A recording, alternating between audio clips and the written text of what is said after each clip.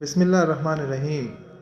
دو مہینے تک حضور صلی اللہ علیہ وسلم کا چولہا ٹھنڈا رہتا تھا۔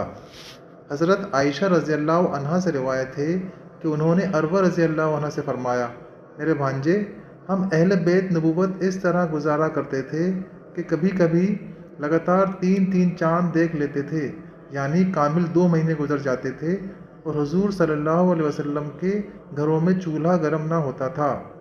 عروہ کہتے ہیں، میں نے عرض کیا کہ پھر آپ لوگوں کو کیا چیز زندہ رکھتی تھی؟ حضرت عائشہ رضی اللہ عنہا نے جواب دیا، بس کھجور کے دانے اور پانی، انہی پر ہم جیتے تھے۔ البتہ رسول اللہ صلی اللہ علیہ وسلم کے بعض انصاری پڑوسی تھے، ان کے یہاں دودھ دینے والے جانور تھے، وہ آپ صلی اللہ علیہ وسلم کے لیے دودھ بطور ہدیہ کے بھیجا کرتے تھے، اور اس میں سے آپ ہم کو بھی دے دیتے تھے۔